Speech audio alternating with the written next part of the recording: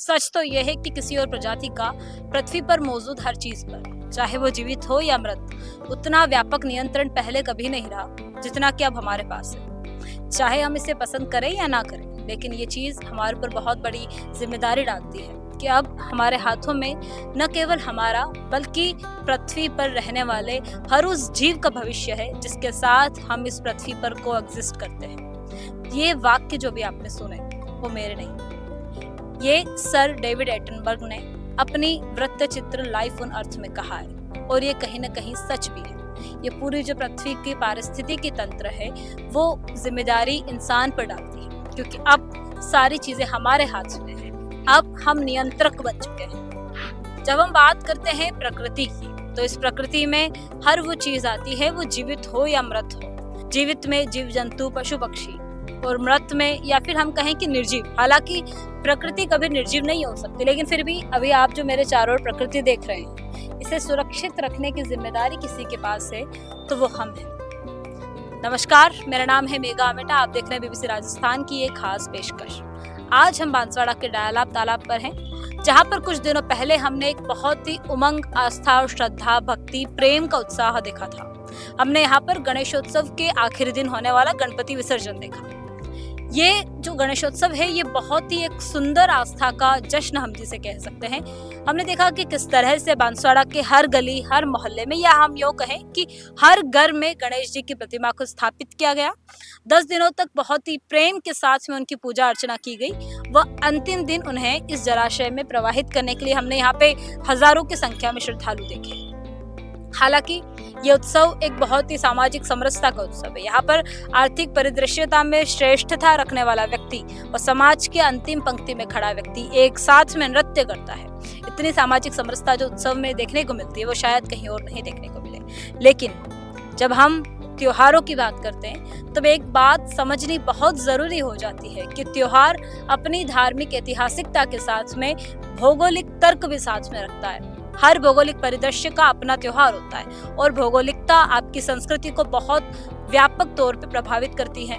अगर हम इसे एक उदाहरण के तौर पे समझें कि हम भारत में रहते हैं, क्योंकि भारत जो है एक उष्ण प्रकृति का देश है। यहाँ पर हमारे कपड़े सूती होते हैं और इस तरह के होते हैं कि आसानी से जो है हमें ठंडक प्रदान कर सके। साड़ी ले लीजिए आप, कुर्ता, धोती, ये सभी हमारी भौगोलिक परिदृश्यता के कारण हमारी संस्कृति में आई है। वहीं अगर हम बात करें एक्सरसाइज की, तो भारत जो है वात प्रकृति का देश है, तो इसी कारण यहाँ पर लिया योग ने जन्म। और अगर हम बात करें त्योहारों की, तो त्योहार अपनी धार्मिक ऐतिहासिकता के साथ में भौगोलिक परिदृश्यता का तर्क भी रखते हैं। अगर हम बात करें गणेशोत्सव की, हालांकि ये त्योहार अपनी धार्मिक ऐतिहासिकता और आस्था बहुत ज्यादा रखता है, लेकिन भौगोलिक परिदृश्य की अगर बात करें तो ये त्योहार मुख्य रूप से समुद्र तटीय इलाकों के लिए अनुकूल है। इसका कारण है कि अथाह समुद्र में अगर आप एक मूर्ति विसर्जित करते हैं तो शायद पारिस्थितिकी तंत्र को उतना असर नहीं पड़ेगा जितना कि इस छोटे जलाशय में सैकड़ों प्लास्टर ऑफ पेरिस और टॉक्सिक कलर वाली मूर्तियां विसर्जित करने से बनता है। तो जाहिर सी बात है कि कहीं ना कहीं, क्योंकि इस पृथ्वी के पारिस्थितिकी तंत्र की सबसे बड़ी जिम्मेदारी हम पर है, इस जिम्मेदारी को हमें समझना होगा। हम यहाँ पर देख सकते हैं कि ये जो जलाशय है, अगर इसे हम देखें तो यहाँ पे हमें नजर आएगा कि पूजा के बाद में, गणेशोत्सव के विसर्जन के बाद में यहाँ आपको जो गंदगी देखने को मिल रही है, कई सारी अर्ध विसर्जित प्रतिमाओं का मलबा हमें देखने को मिल रहा है। आप देख सकते हैं कि कितना जो मलबा यहाँ पर दिखाई दे रहा है, और साथ ही में जो ये कपड़े अंदर डाले गए हैं, कपड़े के साथ में प्लास्टिक, पॉलिथीन्स, अगरबत्ती के पॉलिथीन्स के पैकेट, प्लास्टिक के दीपक, प्लास्टिक के कर्पूर के डिब्बियां, प्लास्टिक के सिंदूर और चंदन के डिब्बे, सभी आपको इस पानी में तैरते हुए मिल जाएंगे। और ये सारा करने वाला कोई और नहीं आया था, ये सब हम ही थे। हम ही है वो जो कि इस जो पारिस्थितिकी तंत्र के जिम्मेदार है, इस प्रकृति की इस हालात के जिम्मेदार है। और अगर हम बात करें प्लास्टर ऑफ पेरिस की, क्योंकि हम देख रहे हैं कि कई समय से एक ट्रेंड जो चल गया है कि हर घर में मूर्ति जो है स्थापित करनी है, और वो मूर्तियां लगभग मूर्तियां, मैं कहूँगी 95% मूर्तियां जो है प्लास्टर ऑफ पेरिस से बनती है। और हम सभी को पता है पीओपी जो है पानी में घुलता नहीं है, और जब वो पानी में नहीं घुलता है तो कितना टॉक्सिक ये जो है पानी को बना देता, कितना जहरीला विषैला जो बना देता होगा। और उन मूर्तियों के ऊपर जब हम देखते हैं कि अलग अलग रंग किए जाते हैं, बहुत ही चमकदार आपको मूर्तियां वो नजर आती हैं, उनके साथ में उनको पॉलिएस्टर के कपड़े पहनाए जाते हैं, साथ ही में प्लास्टिक की उनके ऊपर ज्वेलरी होती है। जब वो जलाशय में मिलती होगी तो कितना विषैला जो है इन जलीय जीवों के लिए इस को बना देती होगी। इस पानी को आप देख सकते हैं। प्रकृति के संरक्षण के जिम्मेदार हम ही लोग हैं। इस प्रकृति को हम ही बचाएंगे। हमें इस प्रकृति में, इस पृथ्वी पर मौजूद जितने भी जीव हैं उनके साथ में को एग्जिस्ट करना है। हमें उन पे अपना नियंत्रण नहीं स्थापित करना, हालांकि नियंत्रण है हमारा, लेकिन हमें उनके साथ में सह अस्तित्व के साथ में जीना। तो हमारी जिम्मेदारी बनती है कि हमारा हर कदम ऐसा हो कि उनके साथ में इस पृथ्वी को हम आने वाली पीढ़ी, और वो सिर्फ पीढ़ी इंसानों की पीढ़ी नहीं है, आने वाली पीढ़ी जलीय जीवों की भी है, आने वाली पीढ़ी पशुओं की भी है, आने वाली पीढ़ी पक्षियों की भी है, उनके लिए भी हम इस पृथ्वी को एक बेटर प्लेस बना सके रहने के लिए। और साथ ही में अगर हम बात करें तो हम इस घाट पर अभी हैं, जो ये डायलाब तालाब का घाट है। यहाँ पे अगर हम गंदगी का आलम देखें तो यहीं पे जो है कचरे को जला दिया गया है, कचरे को जला दिया गया। यहाँ पे अगर हम देखें तो पूरा जूते चप्पल सभी कुछ अंदर यहाँ पर पड़ा हुआ है, और इसके कारण ये पूरा ब्लॉक हो चुका है। थोड़ा आगे चलने पर हम पाते हैं कि यहाँ पर जो है एक और गंदगी का पूरा ढेर। और गंदगी किसकी? गंदगी ऐसी नहीं कि जो बायोलॉजिकल रूप से खत्म हो जाए, ऐसी गंदगी नहीं है, प्लास्टिक की गंदगी। महज जो है कि ज्यादातर जो है पॉलिथीन है, प्लास्टिक की बोतल्स है, प्लास्टिक की डिब्बियां हैं, अगरबत्तियों के पैकेट्स हैं, वो सभी यहाँ यहीं पे इस घाट में डाल दिया गए। और यहीं पे जब हम प्लास्टर ऑफ पेरिस की मूर्तियों की बात करते हैं, फिर से मैं वही बात दोहरानी चाहूंगी कि भौगोलिक ज्योग्राफिकल इफेक्ट जो होता है त्योहारों पर, वो हमें नहीं भूलना होगा। हम राजस्थान में रह रहे हैं और राजस्थान में इतना कोई जलाशय नहीं है, वाटर स्टोरेज इतना नहीं है कि हम बड़ी बड़ी मूर्तियां यहाँ पे विसर्जित कर पाए। आज हम देखते हैं कि उस पांडाल में इतनी विशालकाय मूर्ति, बहुत अच्छी बात है, आस्था प्रेम भक्ति, इसका हम बहुत ज़्यादा सम्मान करते हैं। लेकिन एक इंसान और एक जिम्मेदार इंसान होने के नाते हमारी ये जिम्मेदारी बनती है कि इस तरह के हालात प्रकृति को नहीं देखने पड़े। अभी हम देख सकते हैं कि ये जो विग्रह हमें प्रतिमा दिखाई दे रही है वो निश्चित रूप से भगवान श्री गणेश की है, जो कि विसर्जित नहीं हुई है। उनके पास में आप देखेंगे कि प्लास्टिक के बॉटल्स, स्प्रे बॉटल्स पड़ी हुई है, और वो इसी तरह से जो है अर्ध विसर्जित रूप में अभी भी हमको देखने को मिल रही है। कहीं ना कहीं अब समय आ गया है कि हमें जिम्मेदार होने की जरूरत है। और इस प्रदूषण के साथ ही में हमें इस बात पे भी ध्यान देना होगा कि प्रदूषण, क्योंकि ये पूरा जो हम ये वाटर बॉडी देख रहे हैं वो कहीं ना कहीं इंसानों के भी काम आती है, पानी पीने के काम आती होगी, बहुत सौ के घर में जलापूर्ति होती होगी इससे, बहुत से लोग इसे नहाने में, घर के कामों में यूज करते होंगे। साथ ही में उन्हें भी एक विशेला स्रोत मिलेगा पानी का। और साथ ही में यहाँ पर जो जीव पहले से रह रहे हैं उनके लिए तो आप खुद सोचिए कि आप जिस जगह पे रह रहे हैं उसे कोई विशेला बना दे, आपको सांस में विषैली गैस छोड़ दे, तो आपका रहना कितना मुश्किल हो जाएगा। ठीक वही हालत होती है जलीय जीवों की। जब आप इस छोटे से वाटर बॉडी में सैकड़ों प्लास्टर ऑफ पेरिस की मूर्तियां, सैकड़ों विषैले रंग घोल देते हैं। और बात सिर्फ एक धार्मिक आस्था की नहीं है, कई सारे त्योहार ऐसे होते हैं अलग अलग आस्थाओं में जहाँ पर जितने भी स्थापित जो भी किए जाते हैं उनका विसर्जन जो है पानी में होता है। ये सारा दंश जो है वो प्रकृति को झेलना पड़ता है। यही डायलाग तालाब पर पानी के प्रदूषण के बारे में और जो प्लास्टर ऑफ पेरिस की मूर्तियों के कारण जो हम अभी हाल की स्थितियां देख रहे हैं उसके बारे में बात करते हुए हम कुछ लोगों से मिले और इनसे जानते हैं कि इस विषय पे इनके विचार क्या। जी, क्या नाम है आपका? चित्रूपा। अभी आप देख सकती हैं कि इस तालाब के और इस घाट के जो हाल हो रहे हैं, क्या कुछ आपके मन में आता है इस स्थिति को देखकर? एक तो सबसे पहली बात तो ये बहुत गलत है। सब लोग इतने प्यार से गणपति जी को बुलाते हैं अपने घर में, इतना सब कुछ करते हैं और फिर उसके बाद हम उनको ऐसे फेंक देते हैं कि जैसे वो है ही नहीं कुछ भी हमारे लिए। तो या तो फिर ऐसा चीज़ें करो ही मत, या तो फिर पीओपी वाली जो बनाते हैं वो बंद कर दीजिए, मिट्टी की बनाओ जिससे पोल्यूशन भी नहीं होगा, इन्वायरमेंटल फ्रेंडली रहेंगे सारी चीज़ें, और फिर हमारा पानी भी गंदा नहीं होगा इन चीज़ों के लिए। और आधे लोगों को तो कोई हिंदी की संस्कृति का मतलब भी नहीं पता है, क्योंकि जो स्टोरी मेरे को भी इतनी नहीं नॉलेज है, पर जितना पता है कि हम विसर्जित नहीं करते, हम सिर्फ गणपति को थोड़ा सा स्नान करा के वापस उसको अपने घर में बिठाते हैं। पर आधे लोगों को ये चीज़ें नहीं पता है, तो मेरे हिसाब से तो बिल्कुल बहुत गलत है ये सारी चीज़ें। वही कि आप अपना त्योहार मनाइए, आस्था के साथ में मनाइए, प्रेम के साथ में मनाइए, लेकिन क्योंकि इस पृथ्वी पर सबसे जिम्मेदार प्रजाति इंसान की है तो उस नाते हमारी जिम्मेदारी बनती है कि हमारे कारण प्रकृति को इतना नुकसान ना हो। जो प्लास्टर ऑफ पेरिस की मूर्ति है उसकी जगह हम मिट्टी की ला सकते हैं। और भी हमारे साथ में, क्या नाम है आपका? श्वेता। क्या कुछ कहना चाहेंगे आप इस मामले में? मैं तो यही कहना चाहूँगी कि अगर आप भगवान को मान रहे हो तो अच्छे से मानो और उनकी इस तरीके से बेइज्जती ना करो।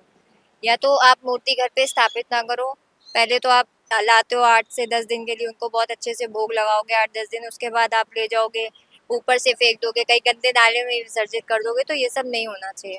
आप या तो मूर्ति बनाओ ही मत, या फिर उनको रखो तो हमेशा अपने घर पे रखो। ऐसे पीओपी की मूर्ति बना के नहीं करना है, मिट्टी की मूर्ति बनाओ और उनको विसर्जित करो। Thank you so much, thank you so much. यहीं पे हमने यही जाना कि वही बात वापस सामने आई कि पीओपी क्योंकि पानी में घुलता नहीं है। और जब हम संस्कृति की बात करते हैं तो एक गणेश जी की भक्ति सभी करते हैं, मैं भी बहुत ज़्यादा करती हूँ। और उसके अंदर जब हम देखते हैं कि क्या जो परंपरा क्या कहती है, संस्कृति क्या कहती है, तब गणेश स्थापना कीजिए आप। और एक जो मंत्र होता है, आह्वान मंत्र भी होता है और उन्हें विदा करने का भी मंत्र होता है। गच्छ गच्छ स्वस्थाने सुरश्रेष्ठ परमेश्वर, कि हे सुरश्रेष्ठ, हे परमेश्वर, आप अपने स्थान पर पधार जाइए, ऐसा कहकर पुरोहित जो है उनको विदा करते हैं और गणपति जो है अपने स्थान पर चले जाते हैं। उसके बाद में आप उस प्रतिमा को अपने घर में रख सकते हैं। विसर्जन करना जरूरी है, ऐसा शायद मेरे ध्यान में तो शास्त्र सम्मत नहीं।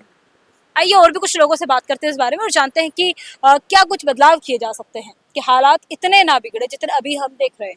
क्या नाम है आपका? चंद्रशेखर शर्मा।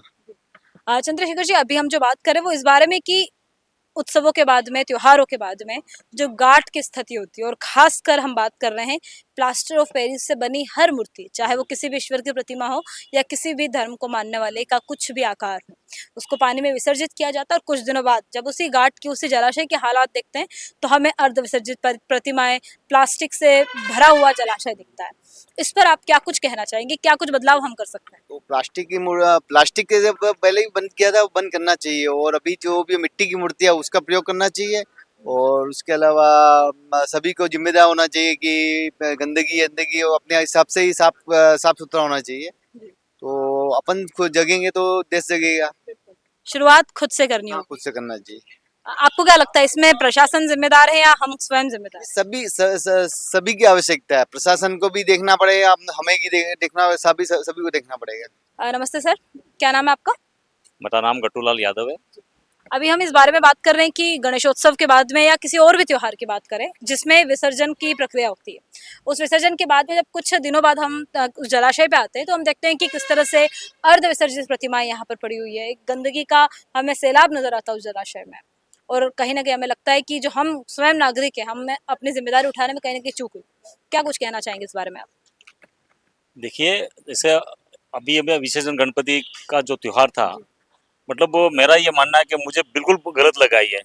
जैसे विसर्जन जैसे इन लोगों ने की है, मतलब भगवान का सरासर अपमान है। और मैंने कुछ लोगों से बात भी की थी, मतलब आप भगवान की, मतलब आप विसर्जन मत कर कीजिए, उनका स्नान करा के वापस घर पे स्थापित कीजिए और पूजा पाठ कीजिए।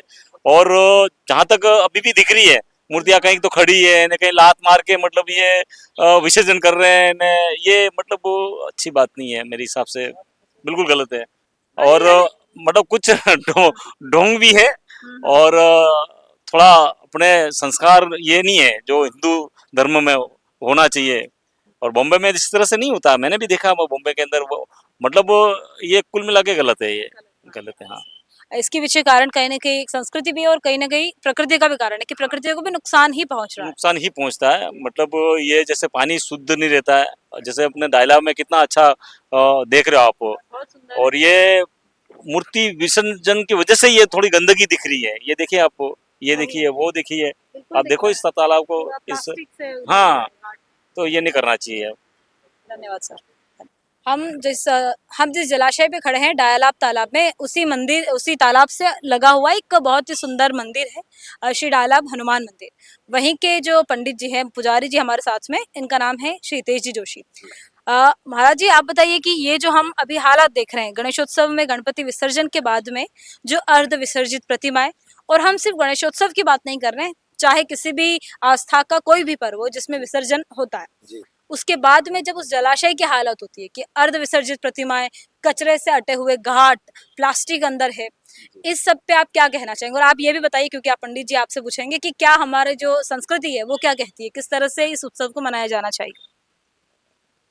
गणेश उत्सव हो चाहे कोई भी पर्व हो, लेकिन धार्मिक हिसाब से मूर्ति बड़ी बड़ी बनती है और काफ़ी सारा कचरा भी फैलता है और प्लास्टर ऑफ पेरिस वगैरह काम में आता है। मिट्टी की प्रतिमाएं बने या अष्ट धातु की बने, पूजा अर्चना हो जाए, फिर देवरवाली वगैरह जैसे निकलती है वैसे ही उत्सव मना के न अपने अपने मंदिरों में या जहाँ पे रखी जाए, ताकि ये गंदगी भी नहीं हो और स्वच्छता बनी रहे। जी। यहाँ पे हमने जाना कि इस उत्सव को एक नया तरीका भी दे सकते हैं हम, कि पीओपी की प्रतिमा ना बनाए, मिट्टी की या धातु की बनाकर, अष्ट धातु की अगर मिट्टी की बनाते हैं तो विसर्जित कर सकते हैं। जी। और आप एक और चीज बताइए कि हमारी संस्कृति में जलाशयों को भी एक पूजनीय योग्य माना जाता है, तो इनका जब हम इस तरह से ये हालत देखते हैं तो कितना दिल में जो है एक दर्द महसूस होता है। गंदगी होती है और प्रदूषण भी होता है। बाकी बहुत से ये आटा वगैरह डालने आते हैं तो सारी गंदगी की वजह से नहीं डाल पाते हैं, या इसके बाद में वापस सफाई होवे तो ठीक है, बाकी फिर बाद में तो कोई ध्यान देता भी नहीं है और प्रशासन कितना करेगी, लोगों को भी जागरूक होना पड़ेगा, है ना। Thank you so much. बात यही है कि प्रशासन कितना कुछ कर लेगी, कहीं ना कहीं जागरूक होने की जिम्मेदारी अब सिर्फ हमारी है। हम हमारी जिम्मेदारी प्रशासन के ऊपर नहीं डाल सकते हैं। कहीं ना कहीं ये जो स्थितियां हम देख रहे हैं कि इस तरह से जलाशय गंदगी से हटा हुआ है, इसके कारण प्रशासन नहीं, इसका कारण कहीं ना कहीं हम खुद हैं, और इसको खुद को होने की जो जिम्मेदारी है उसे हमें समझना होगा। हम सभी के प्रिय अभिनेता लियोनार्डो डी कैप्रियो 2016 में संयुक्त राष्ट्र को संबोधित करते हुए कहते हैं कि आप पृथ्वी की सबसे आखिरी और सबसे अच्छी उम्मीद हैं। हम आपसे अनुरोध करते हैं कि इससे बचा लीजिए, वरना हम और हमारे सभी प्रिय जीव इतिहास बन जाएंगे। हम और हमारे सभी प्रिय जीव और ये प्रकृति इतिहास न बन जाए, इसके लिए जरूरी है कि हम खुद से शुरुआत करें। आइए आज से एक नई शुरुआत करते हैं कि हम किसी और पे जिम्मेदारी डालने की बजाय हर चीज की जिम्मेदारी स्वयं लेंगे। हमारे त्योहारों को उतनी ही आस्था और भक्ति के साथ मनाएंगे, लेकिन जहाँ कहीं भी एक जिम्मेदारी हम पर आती है हम उसे समझेंगे। इसी तरह के जमीन से जुड़े हुए मुद्दों को जानने के लिए देखते रहिए बीबीसी राजस्थान। मैं हूँ मेघा अमिटा, आप देख रहे हैं बीबीसी राजस्थान, जनता की आवाज, जनता का विश्वास।